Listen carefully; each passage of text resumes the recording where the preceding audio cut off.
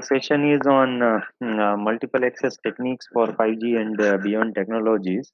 All right, and uh, further, I have another session on reflecting intelligent surface. Right, so these two topics actually I wanted to keep in back-to-back sessions. So I had planned accordingly, but anyway, this is on different days. So I will just briefly introduce that how do we uh, plan for future generations and what are the requirements like that, and based on that the technology evolves, right? So basically the evolution of wireless communications in digital, specifically in digital domain, right?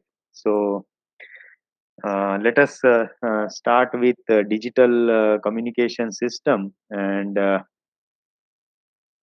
so this is where how we represent digital modulation schemes, right? So over here I have represented digital Emery PSK modulation, right? And the constellation diagram shown here, right? So this is for m equal to 8. Okay, right. So in this we have 8 point constellation diagram and the modulated symbol, right? So it can be represented mathematically in this form, right?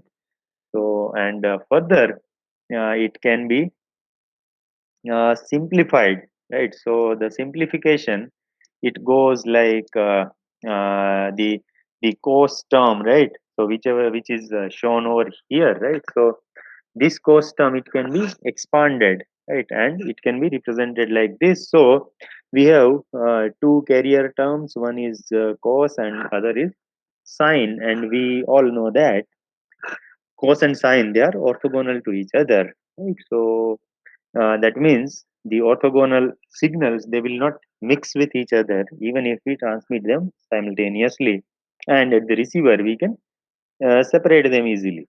All right. So in this case, then if we represent this part and this part as two components of vector, we can get constellation diagram, right?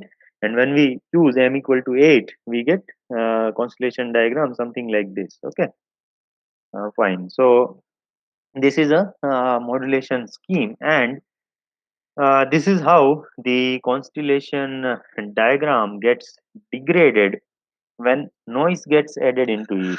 Okay, so over here we have shown without noise, which are black points. Okay, and with noise we have some other points, right? So over here this is the black dot, right? So that is no noise case. Okay, and then as the noise intensity increases, right? So SNR, that is how we define SNR is signal power divided by noise power, right? So as the noise power increases, our SNR, it reduces, right? So uh, 10 dB SNR, 20 dB SNR, and 30 dB SNR, these three cases are shown. Okay, and we can see that for 10 dB SNR, a complete ring is formed, right? So complete ring is formed, and we cannot differentiate a particular boundary to decide on which point, which constellation point was transmitted, right? So in that case, if this is the boundary, okay, if this is the boundary and a point, constellation point transmitted from this region, it shifts to this region or this region, right? So usually they shift to nearby region, right? In that case, at the receiver, we make an error in estimating what symbol was transmitted, right? Or detecting what symbol was transmitted, right?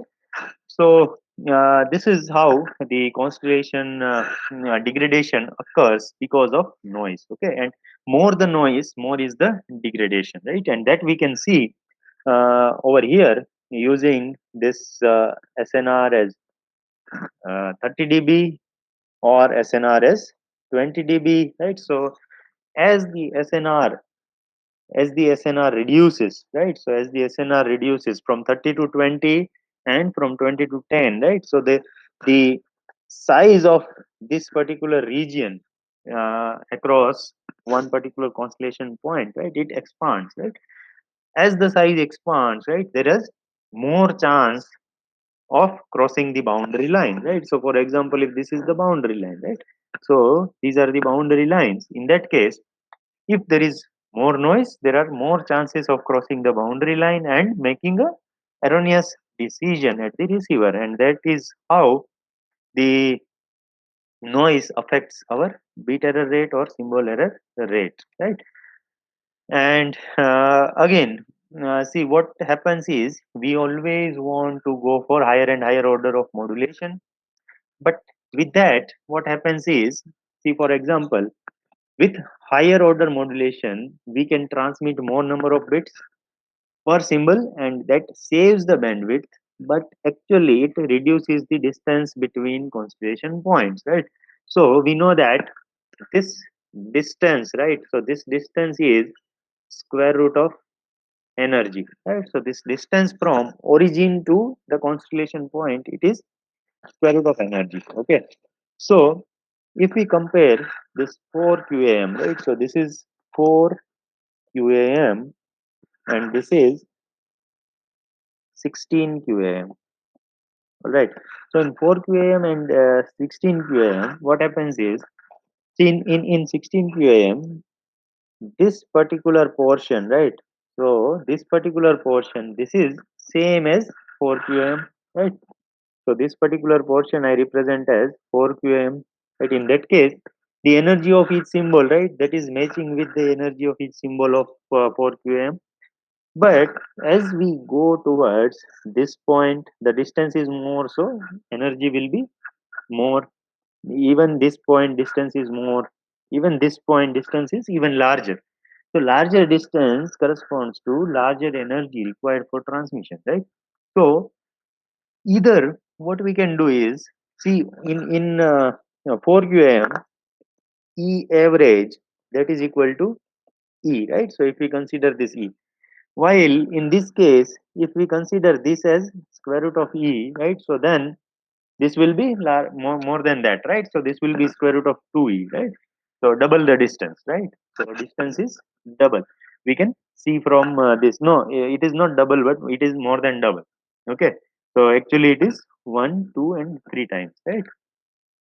So from this particular scale, it looks like it is the distance is 3 times, right? So like that, uh, we can either reduce the distance or we can transmit more energy, okay? So there is a trade off. If we reduce the distance, what will happen is lesser noise will increase the bit error rate. If we increase the distance, if we keep the distance same, then the energy required to transmit will be more, right? So further looking at this, the bandwidth BR trade-off, right? So higher order of modulation scheme, it saves the bandwidth, but it increases the bit error rate, right? So for example, at 15 dB SNR, right? So for 15 dB SNR, 4 QAM gives bit error rate of the order of 10 raised to minus 15. But in case of 16 QAM, in case of 16 QAM, it is somewhere over 10 raised to minus 7, right? So 10 raised to minus 6 or 10 raised to minus 7, right? So it is 10 to the power 8 times more than this VR, right? So it is because of a reduction in the distances between adjacent constellation points, right? So for the same amount of noise being added into the signal, there will be a huge degradation in bit error rate, okay? So and further, right? So this is the degradation only because of modulation order, okay? So further there is fading, right? So we always talk about wireless technology, okay? And wireless, no wireless environment is free from mobility. Wherever there is mobility associated, maybe between transmitter and receiver, if transmitter and receiver, still the environment can be mobile, right? So in the environment, many vehicles are passing through, even people are moving, even the trees, vegetation is there, right? So because of wind, their parts would be moving. So all these things accounts for fading, right? So and fading, that is momentary change in the received power. So that is, it is not only received power, but if we consider signal propagation, right? So in that case, the phase and magnitude, that will change with with time. Okay, so whenever the signal strength is changing with time, this would be the degradation in constellation point, right? So even if we consider this case, no noise case, right? So no noise case, in earlier system, we had a single point when there was no noise, right? So there were single points in the constellation diagram when we considered the system without noise, right? So this was the case. But now, see, because of fading, even if there is no noise, still see that the points, they are scattered all around, right? And if we compare the effect of noise starting from no noise to SNR going up to 10 dB, right? So we cannot differentiate actually which point is with low SNR, which points are with high SNR, right? So that is the effect of fading, right? So effect of fading is much more severe than the effect that we get because of order of modulation, or the effect that we get because of noise. Okay. So then what is the solution? Right. So what is the solution? We need to do phase correction, right? So this is because the phase is random, right? So when we do phase correction, right? So this is the constellation when noise is added in fading environment, and we have done the phase correction, right? So this phase correction means we have a system like received signal is equal to hx plus n, right? So this n is noise, x is transmitted symbol, okay, and this h is fading coefficient, right? So now we all know that we represent the transmitted symbol and fading in complex numbers, right? So these complex numbers contain phase, right? So magnitude with phase, right? So this is a complete line, because this is phase is associated, along with that magnitude is also associated, right? So with phase, magnitude is also varying, right? So over here we can see that, okay, fine, see this, if this is our decision boundary, we can consider that, okay, whatever symbol which is towards this, they belong to this point, whichever symbols towards this, they belong to this particular point, right? So through phase we can identify, but with that, see, there is variation in magnitude also, right? So when there is variation in magnitude, it accounts for huge degradation in SNR. Okay, so let us see the effect of this fading in bit error rates also. So in bit error rate, see, this was the curve for AWGN channel, where the SNR at 15 dB SNR, it was reaching till 10 raised to minus 15. But when fading is there, right? So fading is, we are considering Rayleigh type of fading, and 4 QAM, right? So from 10 raised to minus 15, it is reaching towards somewhere 7 or 6 or 7 into 10 raised to minus 3, right? So there is huge degradation because of fading, right? So that is mainly because fading, it introduces a huge degradation in SNR. Okay, fine. So then what is the solution, right? So if we have so much degradation in bit error rate, we cannot transmit the symbols. What can be the solution so that we receive most of the symbols correctly at the receiver.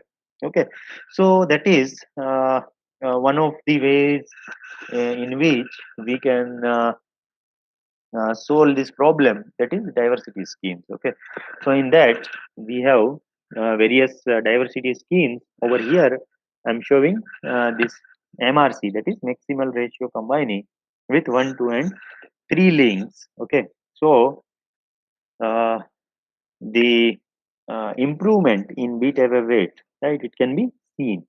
Okay, so again we are considering 4 UAM only relay trading channels. Okay, and we are plotting the curves for single antenna at the receiver, two antenna at the receiver, and three antenna at the receiver, right? So this NR, it shows the number of antennas at the receiver. Okay, fine. So looking at this, we can observe that, see, not only the bit error rate is improving, right? Not only the bit error rate is improving, but the rate at which this curve is falling, right? So the rate of curve falling, right? So this rate, that means this slope, all right? So this slope, okay, so this slope of these curves, that is also increasing, right?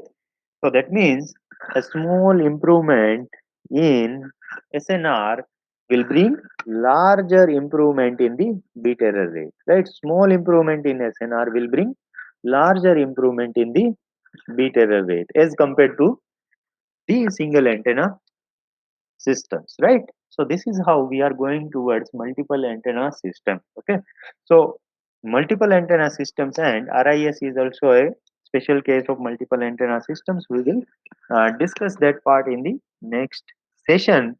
This is just to show that why do we need to go for multiple antenna systems, right? So this is how the bit error rate degradation to from AWGN channel to fading channel occurs, and then how do we improve the bit error rate by adding diversity at the receiver. Okay, so further this is how we are going towards MIMO systems, right? And MIMO systems, there we can improve this channel capacity, right? And channel capacity can be improved by adding more number of antennas at the transmitter. If we add more number of antennas at the transmitter, in addition to getting diversity, what we can achieve is we can transmit parallel streams, right? So if we transmit parallel streams of data, we can obviously get better channel capacity, right? So fine. But the other ways, right? So that is, we see that increasing bandwidth or increasing power, right? So and increasing bandwidth or increasing power will not actually help, right? So probably that also we will see why increasing bandwidth or increasing power will not help, right? So already it is seen that it is written that bandwidth is a scarce resource, and power, right, it is directly related to interference amplification as well as battery life, right? So if we want to transmit more power, we need to send more energy. When we send more energy, the batteries of mobile devices will drain faster. Not only that, it will add to interference to the nearby devices or nearby cells if it is a cellular system, and the requirement of amplification, right? So the range of amplification, it would be more, and there are chances that amplification amplifiers go into saturation, right? So further, we have the cost of amplification at RF frequency, right? So that is also a huge concern, right?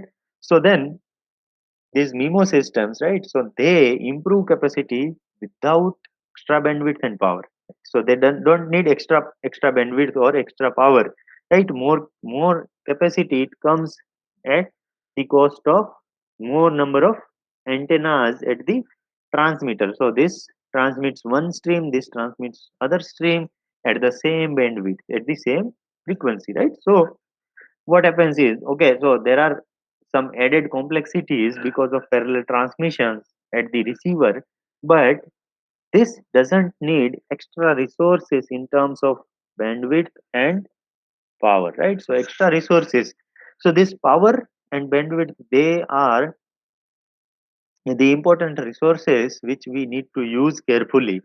That is, see this bandwidth, if you use huge bandwidth for one particular user, then what the other users will do, right? So bandwidth we cannot use just like that, okay? And power, right? So that will add to difference, as well as we have already discussed what are the issues with using more number of more power at the transmitter, right?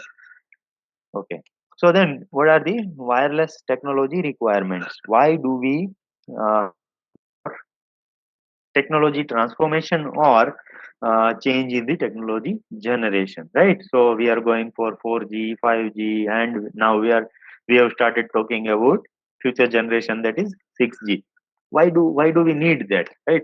So that is the requirements, right? So they are minimum delay and latency, right? So minimum delay or the latency, right? So the latency for real time applications, right? So now see, for example, right now we are attending and conducting this workshop through video conference, right?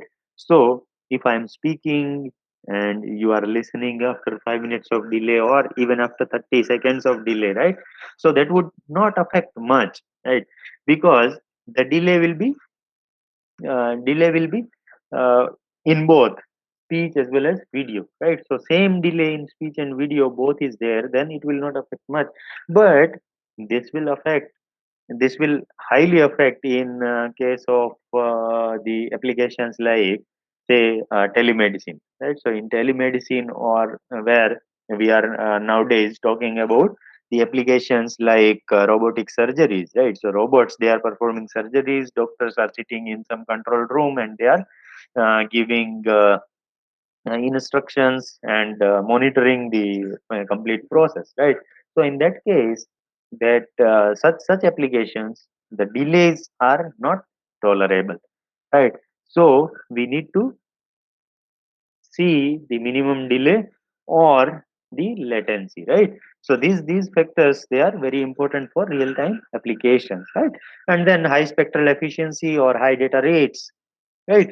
So that is always required, right? So to have huge data to be transmitted, right? So for example, nowadays in all almost in all the mobile phones there are cameras, okay? And those cameras, they are of huge resolution, okay? So 12 megapixels, 48 megapixels, right? So we are now talking in terms of that, right? So for those many megapixels there are three channels: red, blue and green. All these three channels, they every pixel is stored in 6 to 9 bytes, right? So there are three channels for every camera, RBG. Okay, each one is 2 to 3 bytes. Each one is 2 to 3 bytes, right? So there is huge data is generated, right? And these data, right, we don't keep it, we don't want to keep it to ourselves, right? So we want to share it through WhatsApp, through Instagram, through Facebook with our friends and family members, right? So there is so much data which we want to transmit as well as we want to receive also, right? So it is not that we want to just click the photos and send it to our friends, family members, right? So they are also clicking the photos and they are also sharing with us, right? So in that case we need high spectral efficiency and high data rates, right? So which is ultimately related with channel capacity, right? So let us see how these parts will they affect the channel capacity, right? So noise limited scenarios, interference limited scenarios, and there is a limited bandwidth, right?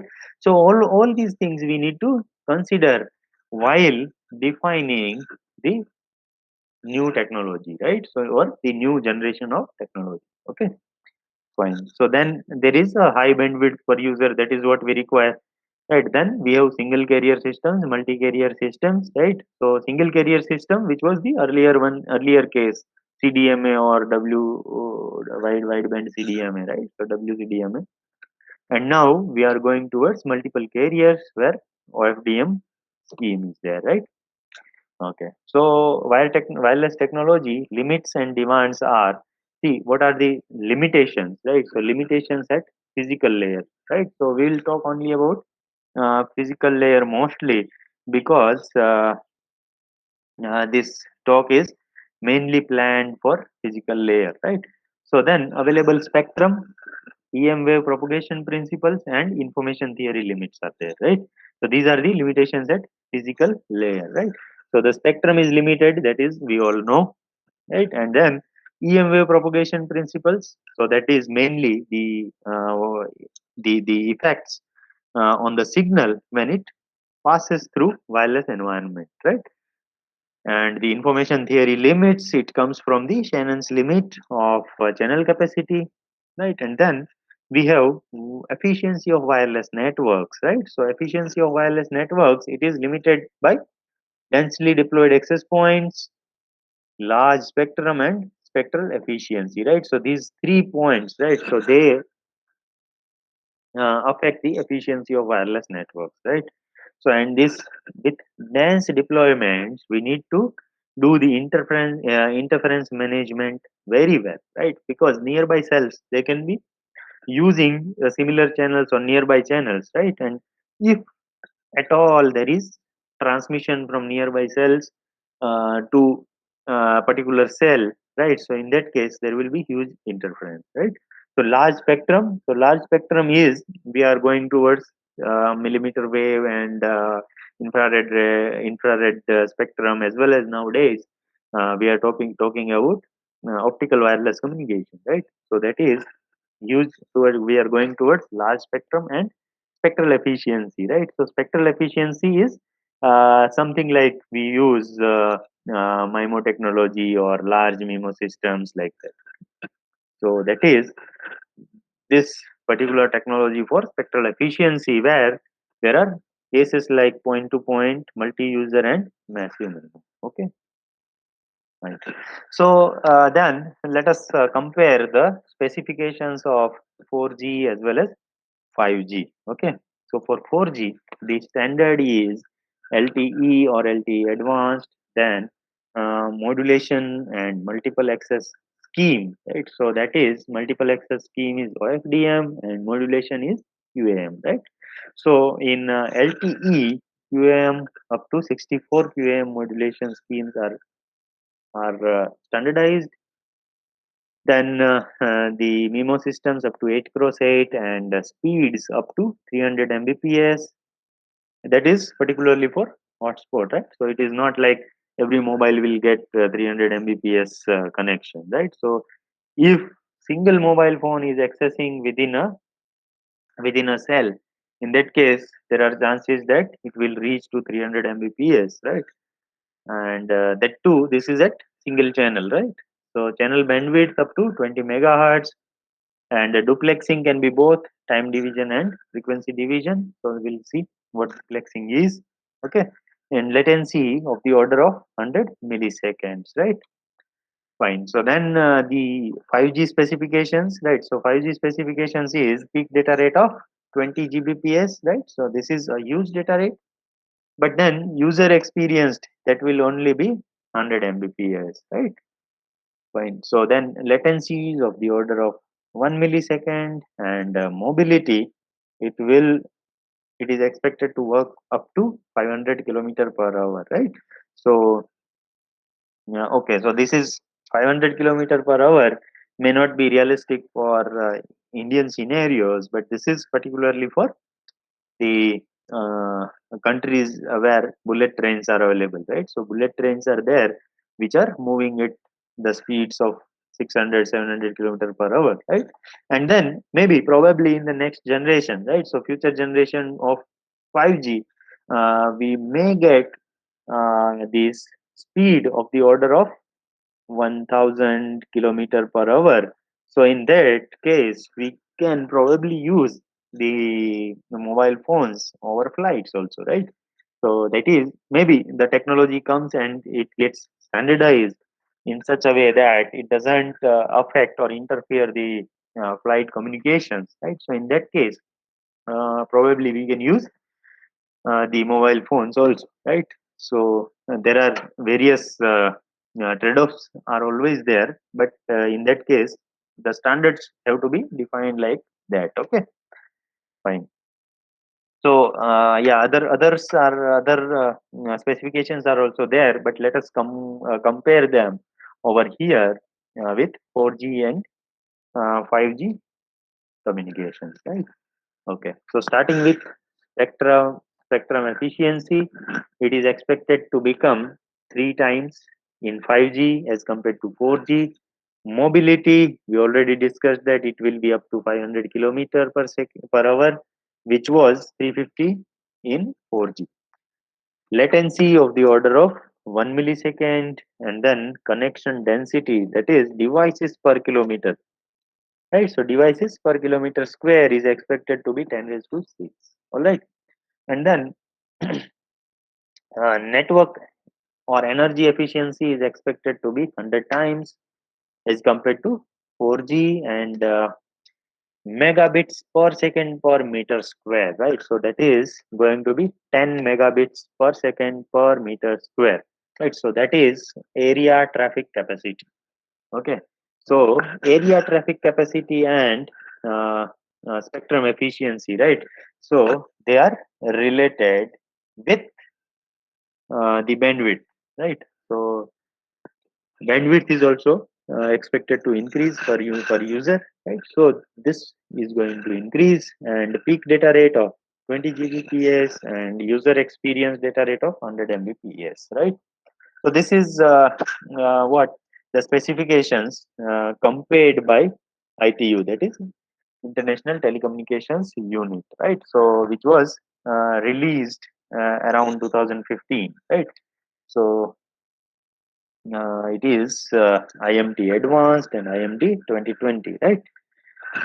Fine. So these are the just the standard names. Okay, fine. So in 5G, physical layer and MAC layer building blocks, right? So what are the building blocks? Okay, at physical layer, we define the spectrum. At which spectrum do we operate, right? So that is there are it is planned to have these three spectrums, right? So that is 6 gigahertz, 28 gigahertz, and 86 gigahertz, right? So these are millimeter wave bands, and this is sub millimeter wave band, we can say. Okay, so this is the spectrum that is planned, right? So in spectrum, it greater than 6 gigahertz or less than 6 gigahertz, whether we where do we operate, right? So mostly this band, right? So that would be feasible to have indoor coverage, right?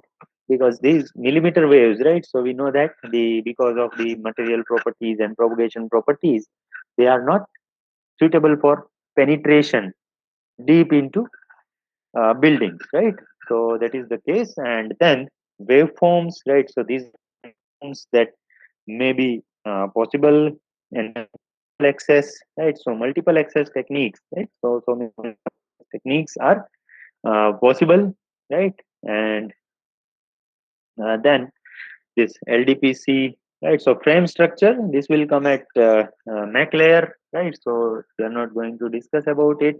So coding, this is for error correction and error detection, right? So that is again a different scope, right? And then modulation scheme, which modulation scheme? These are all physical layer based. Whether we use single antenna, multi antenna systems, or massive MIMO or beamforming, right? And what should be the duplexing mode, right? So full duplex, FDD, TDD, what kind of duplexing is to be used, right?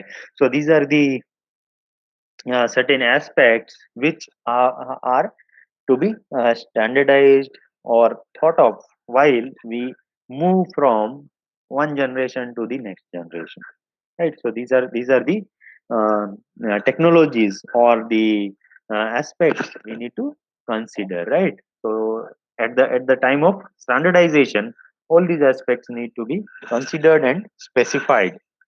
Okay, so over here we are now starting towards multiple access for 5G and beyond, right? So let us start with the existing multiple access techniques and duplexing, right? So FDD or TDD can be a duplexing method for 4G communications. So over here, duplexing means when a call is going on, right? So I want to convey my message to the receiver, recipient of the call wants to convey some message to me, right? So there is two-way communication, right? So transmitter and receiver, right? So they want to convey in two-way. All right. So duplexing is nothing but it is two-way communication. But how do we realize this two-way communication, right? So one is frequency division, in which one channel is for forward communication, another channel is for reverse communication, right? So it is like this. So reverse channel, it communicates from receiver to transmitter. Forward channel, it communicates from transmitter to receiver. So two channels are engaged while communication is going on.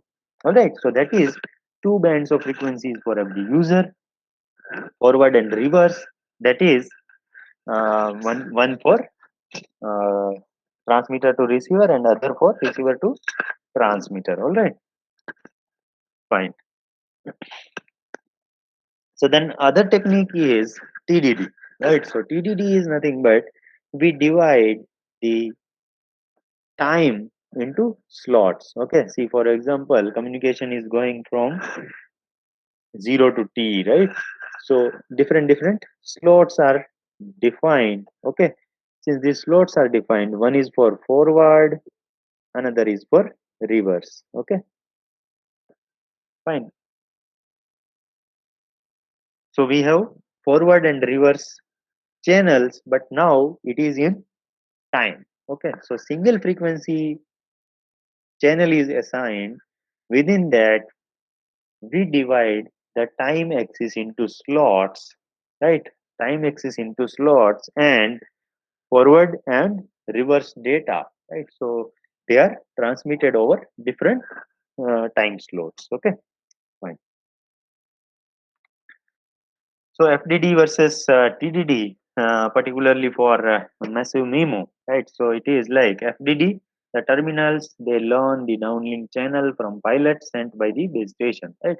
So in any way, see, because FDD is there, right? There are two channels associated, right? So both the channels need to be learned, right? So the forward channel that also needs to be estimated, reverse channel that also needs to be estimated, right? And then the CSI is communicated back to the base station over control channels, right? So control channels are always there, right? While in TDD, base station learns, right? So because in TDD, the channel is same, so they are reciprocal. Okay, transmit channel, forward channel is same as reverse channel because it is at same frequency. Okay, so let us not go much into the details of massive MIMO, and we move towards multiple access techniques. Okay, point. So in multiple access techniques, we already know frequency division multiple access, time division multiple access, code division multiple access, and space division multiple access. Right. So this one is particularly becoming more popular now with the fancy name as beamforming. Okay, right? So this was earlier space division multiple access was known with the name of sectoring in cellular system, right? So in cellular system we were using sectoring, right? So sectoring is nothing but it is a kind of multiple access in which we have a base station where we do sectoring of, let us say, 120 degree. Okay, so let us say sectoring of 120 degree, so that within three beams we cover the whole area, right? So over here and over here we can use the same frequencies to serve the users. right? So multiple access is nothing but using the same time frequency resources to serve the users, right? So that is multiple access technique. Okay. So if we do sectoring, right? So that is what we divide the space, right? So space of the cell is divided into sectors, and in each sector we can use the same frequency. Okay.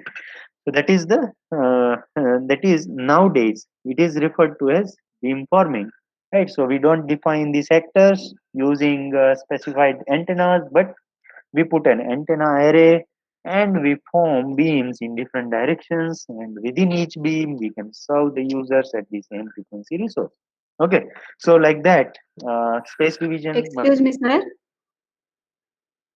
Excuse me, sir. Yes, any question or query is there? Is it SDMA same as beamforming, sir? Yeah, SDMA, right? Yes, So sir. yes. So I'm saying this beamforming is subset of SDMA. Okay, so SDMA is a Okay. general name, while beamforming is a particular technique, right? Okay, so Okay. beamforming comes under the category of space division multiple access, Okay, sir. right? Hmm. Okay, so further we have narrowband systems as well as wideband systems. Okay, so in narrowband systems, we can have large number of channels within a given band, right? Because each channel is going to be narrowband channel, right? So when there is a narrowband channel, we usually do FDD because the channels themselves they are narrow, so their bandwidth capacity is lesser. Sorry, the capacity is lesser. When capacity is lesser, even if then still you divide into time, right? For forward channel you assign time slot, reverse channel you assign time slot, right? So then there will be uh, a very less data rate that will be achieved, right? So usually we do FDD in case of narrowband channels, right? So we have FDMA with FDD and TDD, TDMA and FDD and TDD, right? So TDD is still possible whenever it depending on your application. If your application is such that you need less data rate, right? So in that case TDD is still possible, and that is why it is mentioned that narrowband TDMA, narrowband FDMA, and they both with TDD as well as FDD. All right, fine. So logical separation in FDMA FDD is like this. Okay, so frequency is divided, right? So this frequency it is divided into channels, and then each channel, right? So that is each channel is pair of forward channel and reverse channel. Okay, in the same way in CDMA, right? So in CDMA one code is assigned, right? One code is assigned, and within that the time slot is divided into forward and reverse channel. Okay, so it is not like single user, right? So in one particular code, right, it is used by a single user within one cell. Okay, in other cell the same code can be used by different user also, right? So that is how we have space division multiple access. So complete cellular system that is considered as space division multiple access, right? So wherever we divide the space and we categorize that, okay, within this area these channels will be used, within this area the same set of channels will be used, right? So that is nothing but space has been divided and we are using the same channels, right? Okay, so further the cellular systems or the standards, right, and which multiple access scheme and duplexing scheme is being used, right? So it is like uh, AMPS, it uses FDMA, FDD, GSM, right? So GSM standard, whoever have studied, they already know that TDMA, FDD is being used, and yeah, USDC, TDMA, FDD is used, right? Then IS-95, that is CDMA standard, right? So we commonly know it as CDMA standard, which was used for 2G. Okay, so that is narrow band spread spectrum. Okay, so that uses CDMA FDD, while we have 3G, which uses wide band spread spectrum, right? So that is WCDMA standard, right? So that is there, and then frequency division multiple access, that is we already know what goes on, right? So it is like one phone circuit per channel. So if one particular channel is not used, in that case it is wastage of resources, right? So it might happen that many a times users are calling in one direction, right? So in that case it is two channels being engaged, and while the call is going on, right? So FDMA, then TDMA, right? So in TDMA, we need fewer bits for synchronization, mainly because we don't need to estimate the other channel, right? So forward channel and reverse channel, we only need one channel to be estimated because of channel reciprocity. Okay, fine. So it is fewer bits for synchronization and framing, right? So that is the uh, the TDM. Sorry, that is fewer bits for synchronization and framing is required in FDMA, right? But then in TDMA we need less resources for computation of the channel estimation processes. Okay, yeah. So then yes, this is space division multiple access. We already said, right?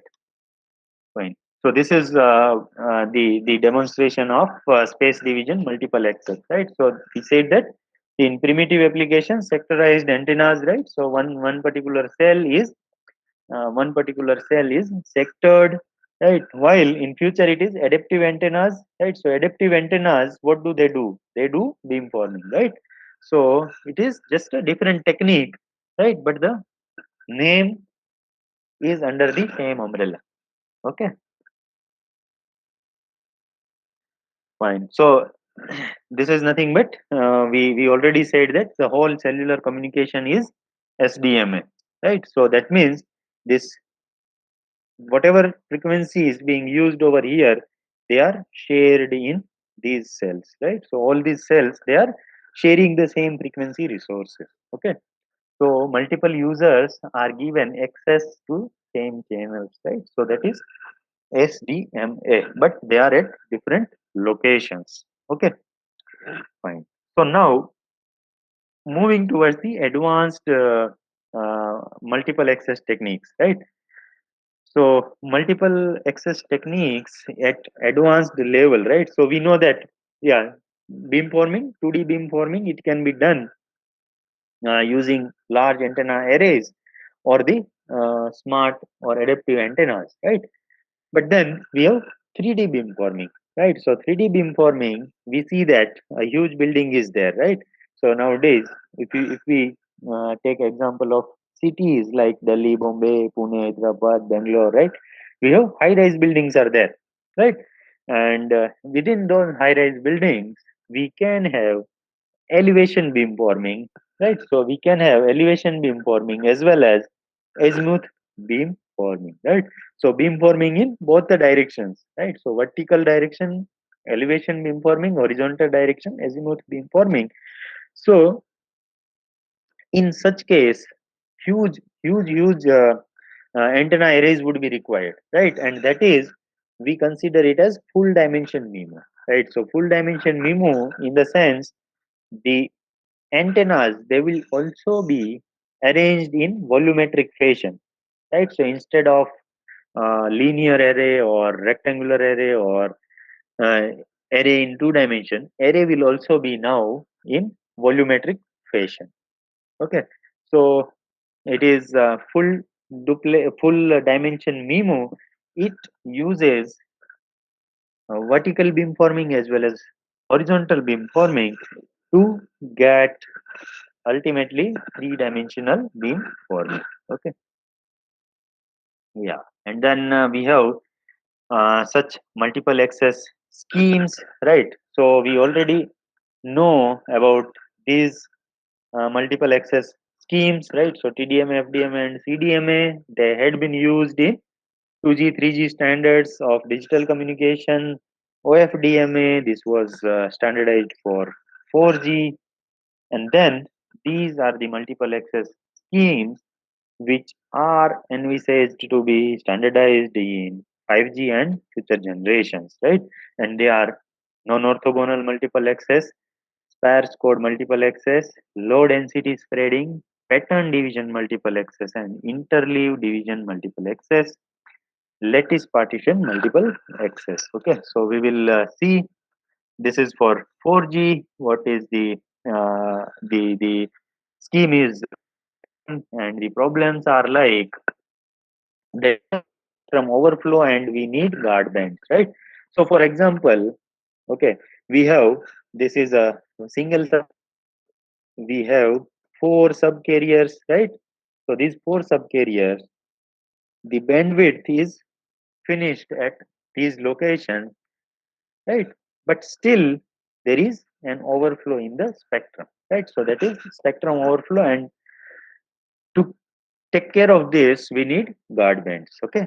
And then the limitation is should use the same subcarrier spacing, right? So this spacing between subcarriers, right? So the complete band needs same subcarrier spacing, and there we need same symbol size prefix is required, okay? And then time synchronization in the uplink, right? So further, these to get rid of such issues, right? So all the other multiple access schemes are proposed, right? And some of them, right? So we will be looking over, right? So the one thing is NOMA, which is non-orthogonal multiple access, right? So we note that all other classes, right? So like OFDMA, FDMA, TDMA, CDMA, they are all in the category of orthogonal multiple access. And now we are going to discuss non-orthogonal multiple access. Okay, so over here we have power domain NOMA, in which different users, they are assigned different powers according to the channel condition. Okay, so multiple access is provided through power allocation rather than frequency or time signal, time slot, or uh, spreading code based multiple access. Right. So it says that same time slot, same frequency, and same spreading code is being assigned to multiple users. Okay, and then we have PR-NOMA, right? So that is cognitive radio NOMA, which uses principles of cognitive radio to assign resources or the power allocations. Okay, fine. So how this power allocation is done, right? So how power allocation is done is over here. Okay, so there are two users. Let us say two users, right? So users with poor channel, they get higher power. The poor, so, and user higher power, they decode their signal treating others as okay. So for example, there are there are two users, and this user 2, right? So user 2 is getting higher power, saying that it is poor channel conditions. Okay, so let us say this h1 and h2, right? So magnitude of h2 is, let us say, lower. Okay, if it is lower and we give lower power, right? So in that case, what will happen is the lower powers get attenuated even lower, so that it will only receive signal like noise. Okay, and it will not be able to decode anything. So we give some power which is higher, and it is possible that this user can decode the signal. Okay, fine. So then let us say this x1 and x1 is for user 1, x2 is for user 2, right? So over here, what it will receive, what this user will receive is h1 x1 plus h2 x2 plus noise. Okay, so over here, what is the thing is, user 2 is getting more power, right? So this is getting more power. Okay, that means this x1 is getting lesser power. So x1 is already lesser. Sorry, this will also be h2 only. Okay, so x1 is already lesser, h2 is also lesser. So this will become very less in magnitude as compared to this, and it can be decoded by considering this complete portion as noise. Okay, noise and the first user signal, that is completely a noise signal, and it can be simply decoded, right? While at user 1, okay, at user 1, both the signals, right? So it is h1 x1 plus h1 x2 plus noise, right? So x2 has got more power, so it has to first decode this. It decodes this, subtract this part, and then decode this, right? So that is known as successive interference cancellation. Okay, so the user which gets lesser power needs to use successive interference cancellation method to decode its signal. Okay, so in power domain NOMA, right? So we have already taken the example of two users wherein user one with poor channel gets more power. It considers the signal from user two as noise and detect as usual, while the one who has better channel gets the lower power. It performs successive interference cancellation. It decodes the other message first and then receive the signal by subtracting the other message. Okay, so that is the thing. And the other aspect to power domain NOMA, it can be an IoT device which demands low data rate, while user 2 is a device it demands high data rate, right?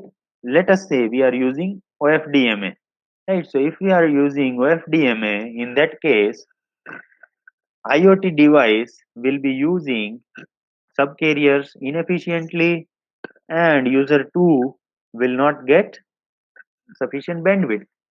While if we use NOMA, right, then two channels for two devices, we club those two channels, we share the spectrum. The one who wants lower data rate, we allocate less power to them, and the one who needs higher power, we higher data rate, we allot higher power, right? So that this log 2 1 plus s by n, right? So if this is more, right, then channel capacity will be more and it can use higher data rates. Okay, fine. So using such things, right, so we can say that optimal resource allocation NOMA performs better than OMA. Okay, so OMA is orthogonal multiple access. Okay, fine. So then there is cognitive radio based NOMA, right? So in cognitive radio based NOMA, we have power allocation in cognitive way, right? So it uses the principles of cognition, right, and the QoS requirement, and based on that, power allocation is being done. Okay, so it is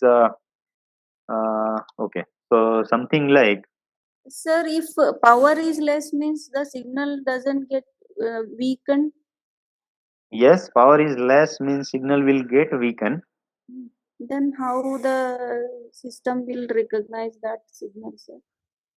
So it is based on channels, right? So for example, we have two users, right? So H1 and H2, they are channels corresponding to users. Okay, and we have the magnitude of H2, right? So magnitude of H2 is, let us say, zero point 0.2. Magnitude of H1, let us say, that is 0.8. Okay, so for a so let us say power that we allot, right? So power that we allot is to H2 we allot 0.8, to H1 we allot 0.2, right? So ultimately at the receiver, right? So at the receiver, what will happen is this will get multiplied with zero point 0.2, this will get multiplied with 0.2. So both the users receivers, the receivers will get the ultimately the same power, right? So that is the logic for this, Okay. right? So instead of looking the transmitted power, we say that okay, at the receiver we should receive sufficiently high power so that both the users can decode their signals. Means at the receiver they are manipulated. Yes, at the receiver, yeah, receiver. Most of the tasks they have to do at the receiver only because successive interference cancellation, right? So that also we need to do at the receiver because what will happen is, see this H1, right? So let us say symbols corresponding to these users are X1 and X2. Okay. So now what will happen is this particular user, right? So first user, what it will receive? It will receive as zero point 0.8 times 0.2 times x1 plus 0.8 times 0.8 times x2, right? So this particular user will get this symbol stronger. Anyway, this has this symbol stronger. Okay, so what it needs is it needs to subtract this first. To subtract this signal first, it needs to decode this signal first. So it decodes and then it subtracts, right? So it needs to have information what is x2, whether x2 is 1 or 0 or some other symbol, right? So once it has this knowledge, so what it does is, so this is the received signal, then it does minus zero point 0.8 times 0.8 times x2 hat, right? So x2 hat is, it has detected x2. What is the detected x2, right? So it subtracts. Once it subtracts and this x2 and this x2 is matching, in that case it will only remain with 0.8 times 0.2 times x1, right? So once it has this one, so it can again detect this x1. Okay, so that is the method of successive interference cancellation. Thank you, sir. Yeah. Okay, so further, uh, yeah, how do we compare non-orthogonal multiple access with orthogonal multiple access? Okay, so the rate comparison is like, so n users in orthogonal multiple access, we have n channel per subcarrier, right? So that is required. N channel or n subcarriers are required, right? While n users in non-orthogonal multiple access, that can be divided into k groups. If they are divided into k groups, then only k number of channels or k number of subcarriers would be required, right? And then each channel will have larger bandwidth, right? If we have this k which is lesser than n, right? Obviously, if we are dividing n number of users in k groups, then this k will be lesser than n, and in that case, each channel will have larger bandwidth. Okay, and then if we find sum rate of all the users, then it will come out to be better than that in orthogonal multiple access, right? So we are not going into those mathematical discussions how we get sum rate higher for non-orthogonal multiple access than orthogonal multiple access, right? But that these are the uh, results that I am directly putting as statements. Okay, fine. So then we have multi-carrier NOMA, right? So it is just like uh, hybrid non-orthogonal multiple access, right? So it is also known as hybrid non-orthogonal multiple access. In this, what is done is all the users they are divided into groups, okay, and each group is assigned one or more channels, okay, and then non-orthogonal multiple access is applied on each group, right? So it is something like one next level of division. Okay, so for example, in NOMA we say that channels need not be divided among the users, but then in multi-carrier NOMA we say that okay, this is one band, this band is divided into certain channels, and then these channels are divided among users. Okay,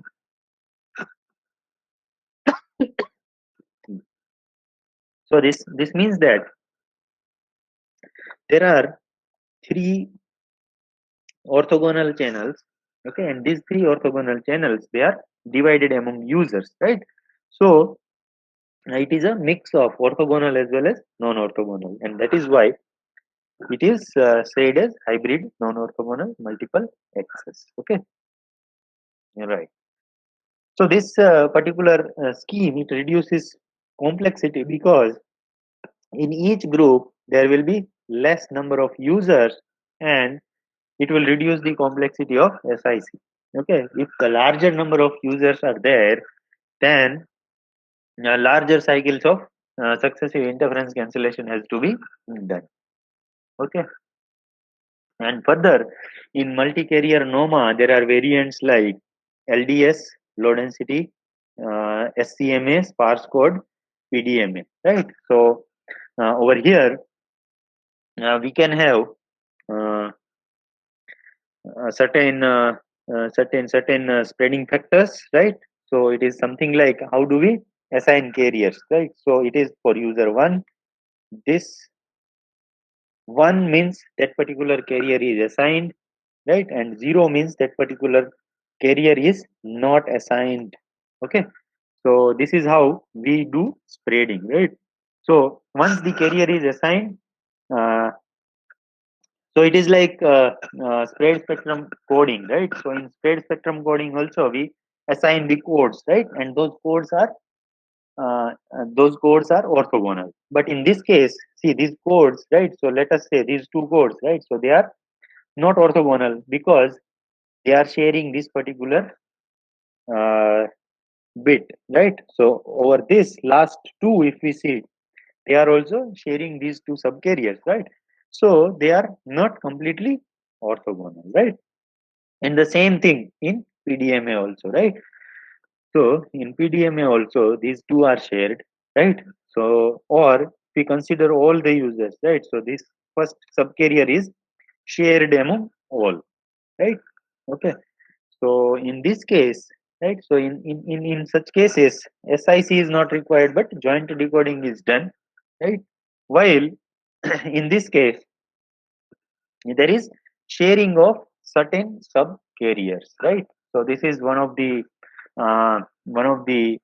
variant of, we can say that, modified CDMA kind of thing, right? Modified CDMA kind of thing where the subcarriers are shared among different users, right? So this is how non-orthogonality is there. Okay, so then low density spreading is, okay, in low density spreading is we still assign subcarriers, but among n number of subcarriers, very less number of subcarriers are assigned to a particular user, right? So that is what low density spreading. Okay, so again, same as the earlier matrix that we show, right? So similar thing is there, but this one, right? So only these two subcarriers are assigned.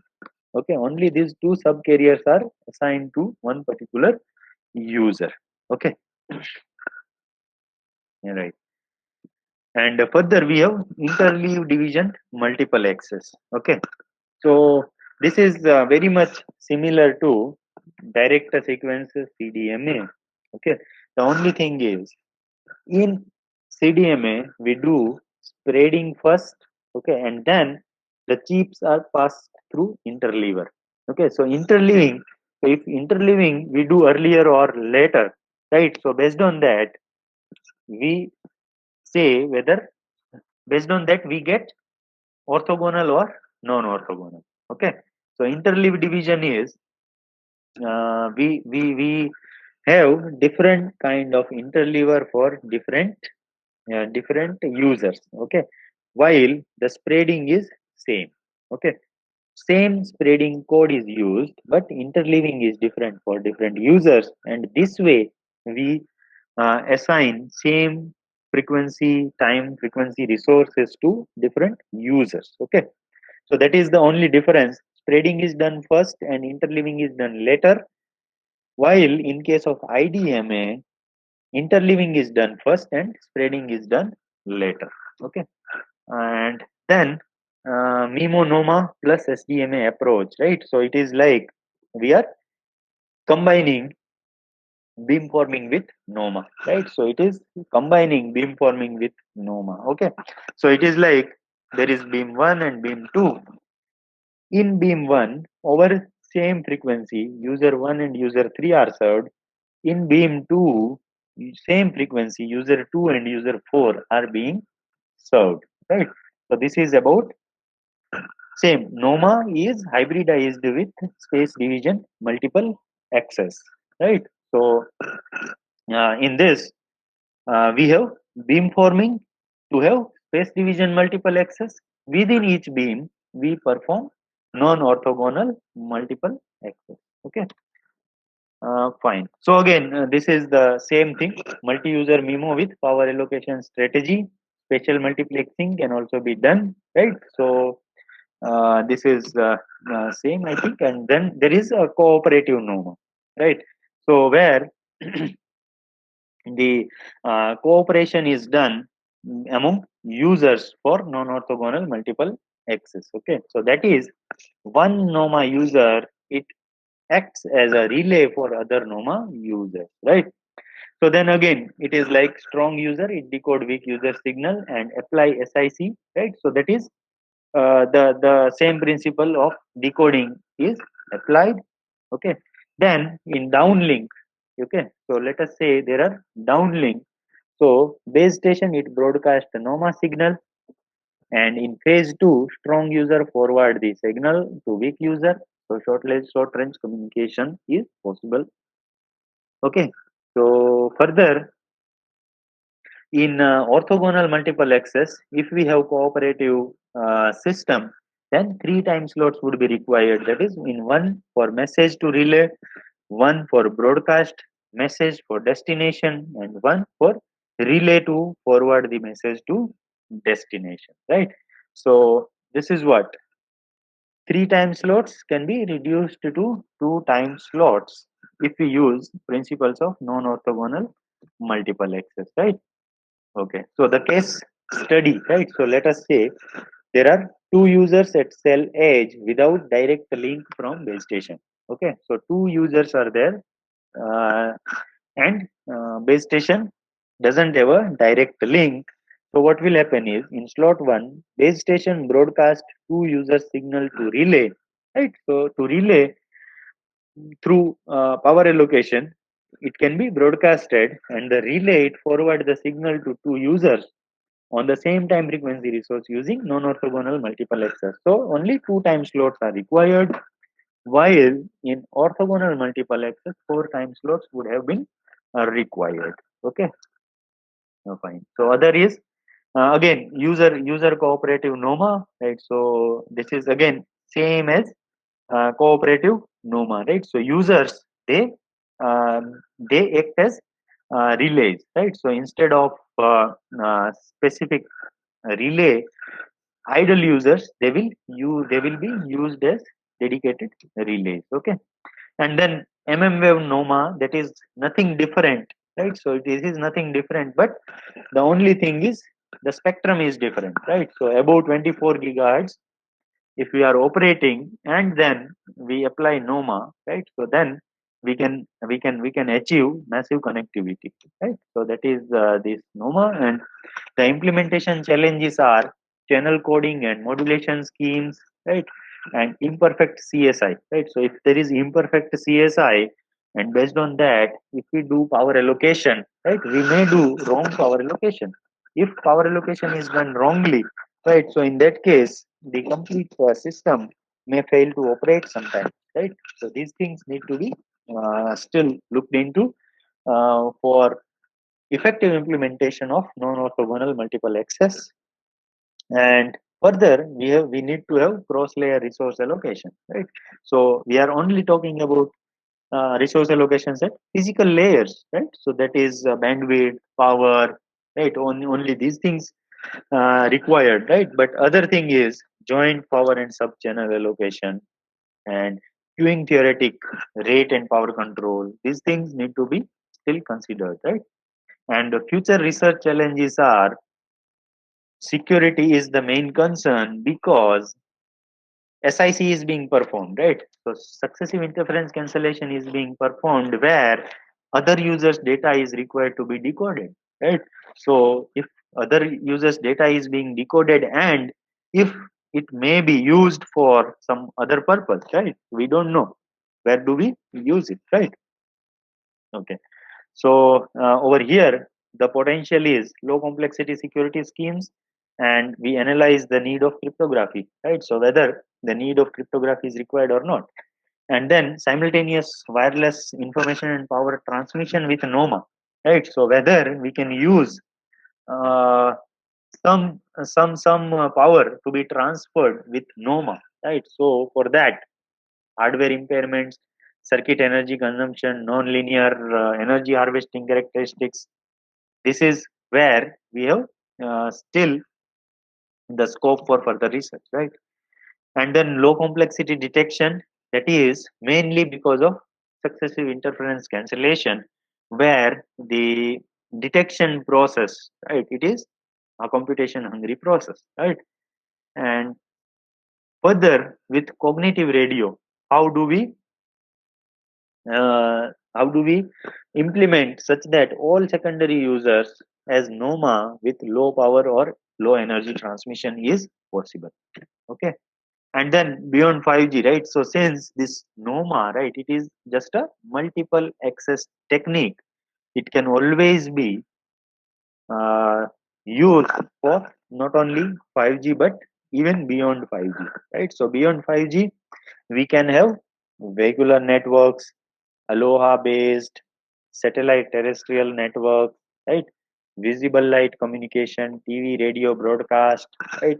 So it is not only limited to 5G or wireless communication networks, but it can be applicable to vehicular, satellite, or any kind of network where we want to have better use of bandwidth or frequency resources, right? So these are some references, and yeah, I will end over here. Thank you for your attention. I will welcome any if there are any questions. So thank you so much, sir, for this Mhm. informative session. So the house is open for queries. If there is any queries, you can ask any of the participants. Madam Jyoti has already asked questions in between. Yeah, if there is any query.